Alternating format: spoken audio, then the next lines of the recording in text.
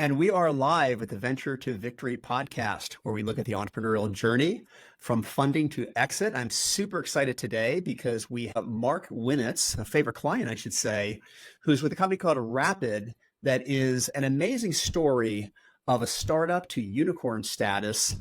When I first started working with Mark, we were looking at building for them or finding for them their global chief revenue officer. And at the time, they had just closed a $300 million Series E round at a close to a $9 billion valuation. Now, depending upon, it is a private company still growing rapidly. And if we want to use ChatGPT or some different forms of Googling, you see valuations that are all across the board, over 10, over 15. I think the point being, though, is the company has really grown in achieving that unicorn status, which is technically a valuation over $1 billion. That in itself is kind of a hurdle. And it's kind of the dream that I think people that both start companies and people that join venture-backed companies certainly hope they can try to see that type of success. So we hope today to learn a little bit about Mark personally, his background, his mindset, a little bit about what he did for Rapyd, and of course, what he's learned from the bumps and then the successes as he's gone through these incredible journeys, not just with Rapyd, but with a lot of other companies that were privately held and were acquired. So, Mark, thank you so much for joining me today, Chief Marketing Officer at Rapyd. And I think I'd like to start by just going back a little bit. I guess I'd like to learn a little bit about your family and how you started out, where you grew up. And really the question was there ever like a pivotal moment when you were young that kind of inspired you or lit that spark that I want to do something big in my life, or I want to be part of something big and impactful? The quintessential selling lemonade to entrepreneur, but I'd love to hear your personal story, what inspired you. Yeah, no, thanks, Tim. Thanks for having me. First of all, it's great to be with you, and I'm really super excited about the podcast that you're doing and all the amazing work that MatchStar does. Right? I mean, you did mention I am a client. That's true, but Thank you so are much. definitely one of the best in the valley. So, to your question, it's really interesting. I have a really unique perspective, and I think Rapid's actually quite a interesting company for me to have wound up at in its journey. Always was interested in different cultures and have my whole life. As a little kid, I wanted to travel. You'll see like there's a globe to the right of it. No accident. I've been to like 45 countries at least, many of those countries multiple times. And I love not just different cultures. I love food actually. And there's so much to learn about different cultures, like in food, and then in the process of meeting people. And I got a chance to do that early in my youth with my family. I got to travel a fair amount when I was young, and just got the bug for it. And what's so unique about Rapid is it really is a kind of a melting pot company. Not a term we hear that much anymore, but you and I are probably dating ourselves, or I'm dating myself. But what's important about that is just that there's just so much to the world, and you can learn so much by looking at different cultures. And I'm proud to live in the United States and be an American. I was born here, raised here, but the world's a big place, and there's just so many interesting things that happen when you kind of overlay that to what Rapid does. So just for the audience that's Sure. watching, Rapid's a global payments company. We're a payments infrastructure player. We essentially knit together the world's local payment systems, and through an API make it really easy to offer hundreds and hundreds of different payment methods, whether that's cards or cash or e-wallets or bank transfers or what have you, a way to facilitate payments, whether you're collecting payments from customers or you're sending money to businesses or people in a really, really simple way. And so why I say that is that this whole idea of being in different cultures, every country in the world does it differently. It's not just like Mhm. the US. Like we have a tendency to think of things from a cards perspective or a cash perspective, because those are generally the things that we use here, but it's not like that in Right. other countries, right? That's kind of, I had that from an early age, just that interest of kind of going out and seeing the world. And then as I got into the fintech space, started to see that there were all these different ways that money worked and moved globally. The other thing I would just say about my upbringing was, and we kind of talked about this previously before we got on the actual podcast attached. So much of someone's personal story is just their perspective on what it takes to be successful. And I don't call myself successful any more or less than anybody else, but I definitely know the value of hard work, and I got that from my parents. Both of them were extremely hardworking. My dad was incredibly entrepreneurial, and I saw the ups and downs of what it took for him to be an entrepreneur. And I always kind of looked up to that, So, for myself, I've always applied an incredibly high work ethic. I really expect a lot out of myself, actually, in terms of being able to perform, and I expect a lot out of my teams as well. But Mhm. in order to have like high performing teams, you also have to be empathetic, and I think sometimes that's kind of the key is having empathy for others. And I kind of saw that in my upbringing, with my mom and dad, and how they work with other people and other companies. And so it's a little bit about kind of my origin story, I guess you could say. Where did you grow up actually? Yeah, so I always tell people I was born in Hollywood, which is true, but I grew up in San Diego, California. My wife, I'm in San Francisco now. We're just north of San Yeah. Francisco. My wife's from the Bay Area, so we moved out here about 15 years ago. So Well, I love the humility of saying you're not very successful as a professional recruiter that places yeah, C-level execs into amazing companies. I'd say you're very successful. But as yeah, we are talking about in the pod, though, it's a little bit like making a movie. Companies get funded, and in theory, they have great ideas and they can execute to a degree. But the ones that really break out and become those unicorns that can stay and actually grow into that role even further, like you guys have done, is really yeah, something special. And it is a little bit of luck, right? I mean, you've had so many back over your career. You've worked for some public companies, we've worked for a lot of private companies that were acquired, and you've yeah, seen these evolutions. And the idea that you can actually be part of one. I mean, what I love about your story is you started out, I think, right when they were about to do a B round, you came right, to Rapyd, and they really didn't, you really were kind of the marketing guy, even though you're CMO, and you had to build an entire organization, and you're really helping to drive that sales revolution through the company yeah, very, very early on. So I think that's pretty amazing. It's not often you get to talk to someone who started when a company did an early round with a valuation, let's say between 30 and 50 million, and then 6, 7, 8 years later, it's into the tens of billions of dollars. It's pretty fascinating to be part of that ride. And I think you have to be a little bit lucky to yeah. hit the big winner because we never really know. And it's great to hit it more at the pinnacle as you've kind of capped off some of your career over the years. Yeah, and you have to, I would say, so a couple of things on that. So like you have to appreciate what luck is, right? So luck, you were talking about this again beforehand, but luck is sort of that intersection of hard work and opportunity colliding, right? And when I heard the original Right. story about Rapyd, and I talked to Art Stillman, who's the CEO and he's one of the co-founders, and he told me what he was trying to do, I was just like, I remember talking to my wife after I did kind of the first call with him. I remember like it was yesterday, and I'm like, this is crazy, absolutely nuts. And she said to me, "Oh, you're probably not going to do it, huh?" And I'm like, "Oh no, no, no, I'm totally going to do it. And I'm totally going to get into this thing." And so I was taking a little bit of it on, you know, um, opportunity, right? So Hmm. what the problem is that Rapid solves, opportunity from a career perspective, but then the luck of being able to walk into something where you can see that opportunity and just sort of go for it. And Rapid was not, everyone knows what it is now. No one, when I came to the CMO, no one would talk to us, no one cared about us, all the no's that you expect from those types of stories. And so, you have to kind of appreciate, that luck is as much of a factor. It's not the only factor.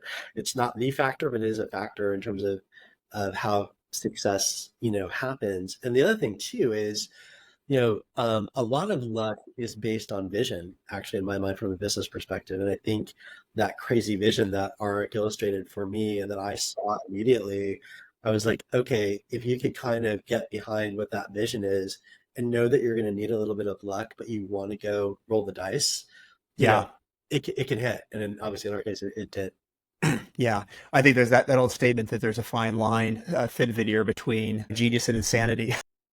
I think that happens a lot when I can imagine so many venture capitalists when the people walk in and make their business pitch, Yeah.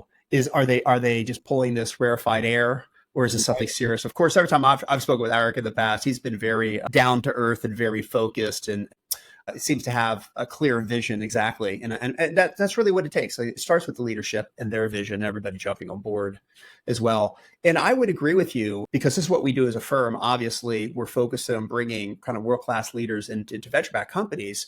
But for a lot of people, when you're bringing these assets on board, and they're going out and having to sell something that doesn't exist in the marketplace. They're selling a name that no one's ever heard of. They Yeah. may be undercapitalized, under-resourced, going head on against some huge industry monsters. It's really a huge achievement. And I think it's a unique individual and a unique team that knows how to take something and promote that and succeed, get people to join the company when it's just a story in front of them, limited funding to get to that next milestone, to get investors to keep on going. It's something that I think makes certain people in the Silicon Valley very, very special. We try to work with folks like that. I think Arik and you and the entire Rapyd team is kind of the quintessential story of that. It must get a lot of press in Israel if it's achieved that status already.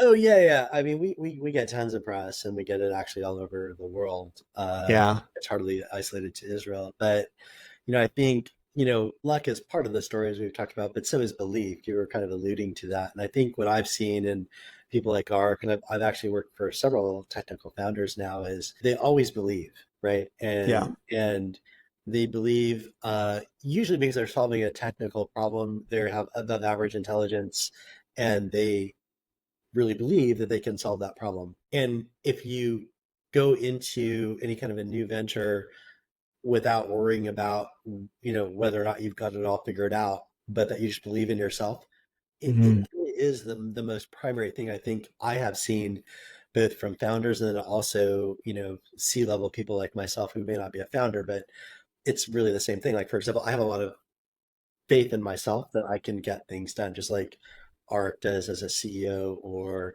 Yeah. others that I've worked with in the past. I think, belief in yourself is key. But the other side to that is, at least when you are, let's say, a C-level and working with a technical founder or a CEO, is that belief sometimes can jade how to look at things. And so it's really important, I think, even at early stage, like when we were at Rapyd, to be able to have the confidence to call out, something if you see it that isn't right or isn't working or should be done another way, right? And so, that's a big part of, I think, why, like, the partnership I've had at Rapyd with Arik and the rest of the exec team has worked, is that, like, we're not really afraid to kind of say it how it is, but we, generally speaking, we're doing it in a respectful way, Yeah. so everybody can have Yeah. strongly held beliefs. There's no problem with that. But if something doesn't seem right, you shouldn't be afraid to, to call it out. Yeah. I think having seen, so many experiences that you've gone through, and certainly Rapid's quick rise, it's never just a straight up line. There's a rocky road, and there's probably these inflection points where there was a threat of whether we were going to make it or not. Was there anything either at Rapyd or other companies, or just in your career in general, where you were hit that dip and you didn't know if you had the strength or courage to continue on? All things look difficult. And what was that like? And how did you overcome that? And what lesson do you think would be valuable to other either entrepreneurs or folks that are on entrepreneurial teams that would be valuable for them to understand? How do I get through these huge crises without bolting or just letting everything just kind of fall apart? Yeah, it's a super interesting question. There's a lot of dimensions to that. I would say one thing that comes to mind is sometimes it's okay to take a step back, or even two steps back, to move forward. So earlier in my career, I was actually working in the systems integration side, but in defense, so not commercial business. And it was kind of post 9/11 when I went into that world, and kind of made the comment earlier, like, proud to be American, a little bit of a patriot, but not in like an odd way. And so I kind of wanted to go, do things. I was well past the age of being in the military, but wanted to go do things in protecting the country. So I figured, why not do that in IT, right? So I did that for several years, and I realized that it wasn't, well, I liked doing it, and I liked the mission of what that is. For me personally, it wasn't me, actually. It wasn't who I was. And so I wanted to get into something that I felt was more comfortable for me. So I ended up taking a step back. I was in a VP role in another company, and took a step back as a director. I actually started out mostly in sales, and then went into marketing kind of later. And I think what kind of all that leads to is, you shouldn't really be afraid to reinvent yourself if you need to do it. Mm-hmm. I've now evolved that at this level of my career, where I'm on my third CMO job in a commercial business, like Rapyd. Yeah. that I don't even hesitate to reinvent teams that like or structures of things, right? Like organizational structure. So our ascendancy was rapid, no pun intended, right? Came in, we raised, 40 million in a series B, we've since raised close to 800 million, It's incredible. series Yeah. E, right? And, you've talked about the valuation. That's not just like ascendancy. That's sort of like this and then like this and then like this. It's Yeah. kind of a wild ride actually. And so you Right. have to kind of be comfortable feeling that you can read the situation for what it is and then make adjustments to whatever you're doing while you kind of hold your core values to yourself. So I've done that a lot actually in my career. In my current company, I'm on, I don't know what version of the org I'm on for marketing, but I was the original person in marketing, literally the only person I now, well over a team of 30. And I've probably done at least a different version of the organization almost every year. So I'm not Yeah. afraid to Yeah. kind of reinvent if I need to do it. Well, I've always loved that about you. We always talk about, you talked about empathy, but I think what goes hand in hand in a good leader, in addition to empathy, is humility.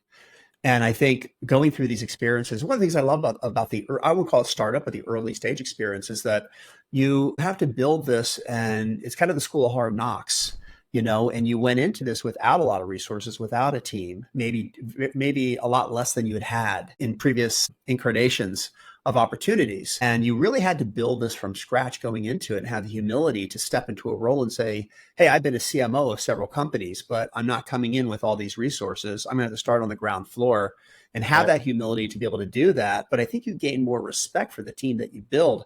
It's like that idea of the boss should do every job there is, including the janitorial role, right? Because that way no one can ever say, hey, I haven't been through the fire with you before. Yeah. Yeah. Very, very, Yeah. very, Yeah. very true. I think that, the people that really understand and embrace humility seem to, in my mind, seem to go further. Yeah. That doesn't mean that you can't be brash or there's anything wrong with that. I guess for myself, just because of my background, I didn't even mention this in the opening, but I ended up studying, traditional Japanese martial arts for decades and Oh, got a very wow. senior ranking well into that when I was a much younger man. But just being exposed to the humility of a different culture, right? Bringing it back to, being interested in different cultures and like what that means. I think that I would not underestimate humility, especially as a startup founder Yeah. or early stage exec. I was used to, good sized budgets, large teams. Literally my first day at Rapyd, it's like, it's a tough meeting to be in with the marketing team. I kept beating myself up. It was just me. Yeah. So, you got to kind Was of your take. was your wife ever? It sounds like she gave you that little nudge to kind of man up and go for it anyway. How has she felt through the ride, the ups and the downs? Because again, it's not this like this. It's No, up and down all the way up, growing. so back to the martial arts reference, oddly, we've just discovered recently, my wife is actually a direct descendant of like samurai blood. She's Oh her my, parents are from Japan. And, yeah, she is the most, I'm much more, it may not appear like it in this conversation, but I can be either very calm or very like, emotional, depending on like what's going on. right. He is just like even keel, like tough as nails. So she just looked at me and she was like, "You want to do this? Go do it. But if you're gonna go do it, do it." Like that's like the Yeah. goal, basically. Well, that's exactly what you want in someone there who's supporting you. And I totally get the humility thing. I did martial arts when I was younger, and my son's kind of a reasonably high level Brazilian jiu-jitsu kid for a Cool, teenager. And one thing I nice. learned about jiu-jitsu is you have to be humility. Everybody's going to choke you out. Everybody's going to tap. You're going to Yeah, feel like you just began. I've seen years and years of this over and over. So I think sure. martial arts as a foundation for anyone in a leadership role, if you can do it, is Yeah, a pretty good thing in that yeah, sense. Before we wrap it up, for those that are starting companies or in the process of that right now, they're going through kind of the ups and the downs, and they're looking at a company like Rapyd as kind of the pinnacle of what they'd like to achieve. Is there yeah. any kind of takeaway or wisdom or advice that you could give to them as they kind of go through those early years where maybe things aren't happening as quickly, and there are recruiters calling them to steal them the way, and there is self-doubt, and sometimes there are spouses that aren't as supportive because they worry, where's this thing going? We are starting a family. From the mental side of it, having been through so many different successes, but with their challenges embedded in each one of those, what kind of advice would you give to those people that are struggling a little bit to get them through the hard times? I think so. I think if it's around the decision you're trying to make, if you're going to go into a startup, that's then different than when you're in the startup. Those are two different Yeah, things, right? for sure. So Yeah. when you're making the decision, it's a little bit of it is a little bit of a risk calculation. But honestly, in today's day and age, as you well know, as someone that works in the staffing and people business, right? I mean, Right. anything has risk in it now, right? So Hmm. I think you have to kind of just sort of make a call around, it's sort of the old like, do you want to learn or do you want to earn type thing? And are you ready Hmm. to kind of earn? And if you're ready and you feel like the opportunity is there, all things considered, go for it. Obviously, you have to have enough financial resources in place to be able to go do it because in startups they can be dicey. Today's funding environment and how startups are treated are very different than like when I started at Rapyd, coming on Yeah. 6 years ago. That was growth that, all growth, no, don't worry about cost and just do it. And now it's all, profitable growth only, or otherwise don't talk Yeah. to me. It's a different world, Right. right? So you have to kind of be prepared to roll with the punches of that. But I think you're still making a risk calculation of, Mhm. are you going to be happy, whatever, however we define that, doing this or, doing something else? Like I couldn't see myself having now gone through Rapid and had gone to like a big company, like a big public Yeah. company. Yeah. If even if I didn't have the success that I have had at Rapid, I'd still be happier about that decision than like going to a large scale, massive company that's publicly traded and, Yeah. it's thousands of people. I personally wouldn't be happy. I think you got to be happy with yourself, but that's a very personal decision. When you're in the job itself, it becomes a different story because then you're really putting yourself in with everybody else, and you've got to have a belief that everybody that's with you on that journey is in it the same way you are. And I Yeah. have that at Rapid, but I think if you're evaluating a startup opportunity, I think one thing I know I would look at, I encourage others to look at, is just make sure that the people, Right. like, it doesn't matter like if they worked at a big company like Google or Facebook or Oracle or whatever. Doesn't matter. What matters is like, do they have the character to like be there when the shit hits the fan, and Yeah. be able to size Yeah. that up and then be able to know you can count on it. Because when you get into it, nothing ever goes as planned. It's that old story of everyone has a plan until they get into the face. Yeah, the Mike Tyson. Yeah, I think that's so true. And big companies, I think people think there's this sense of security, but then on a downturn, they'll lay off 10,000, 15,000 people at a shot. Mhm. And Yep. so I think again, it's more less about risk profile than kind of what you want to do, the type of impact you want to make every day, going to a smaller company versus a larger company. And you can Right. have that impact for sure when you're working at a smaller company. You can be part of that senior leadership team. And I think that part of it's very, very exciting. One thing's for sure, of all the different companies that we see where it's started by a group of entrepreneurs, they have a successful exit. After the lockup period's gone, most of them will not stay at the big company and just be kind of a cog Right. running part of a division of a big organization, because I think the juice, what's embedded in their DNA, is the excitement of getting out there and taking that risk and doing something new and being able to make these huge, big gains. And I think that's what really turns them on. And I think for someone like you, I would say, and other people, that's got to be at the heart of the matter of, I long to be in kind of that hard driven game. I'm not looking for the safety and security necessarily. I'm looking for the opportunity. I'm willing to take the risk and have a good time. The other thing I'd say too is Carolyn, our firm, has a great statement. She always told me years and years ago when I was a client of MatchStars, believe it or not. And she said, if you're looking for something new, don't look for your next job, look for your next boss. Can I see getting up every day, being part of their philosophy, that organization? Because when the hard times come, it's the strength of those relationships that keep the loyalty and allow you to get through those hurdles. And so that's been my own observation after almost 20 years of doing this. But Mark, before we leave, I'd just like to say, where can people find you? Do they find you through LinkedIn? Do they go to Rapyd? What's the best way to reach out and make contact with you? Yeah, I'm on LinkedIn. Just Mark Winitz, MARC Winitz. Obviously, I've got Rapid, so you can find me off the website. But Yeah, easy to find, and happy to talk to people if they reach out. All right, super. Well, we really thank you, Mark, for joining us today. And for those who've never heard of Rapyd, those who've been living in the fintech space with their head under a rock, please check it out. It's an amazing company, an amazing story, and we're going to continue to see really good things for them. So thank you so much, Mark, for joining us today. And that is a wrap. Cheers. Thank you very much. The Venture to Victory podcast is provided by MatchStar Venture Search. If you're interested in any of our open executive roles or need help sourcing world-class talent for your company, check out our website at matchstar.com.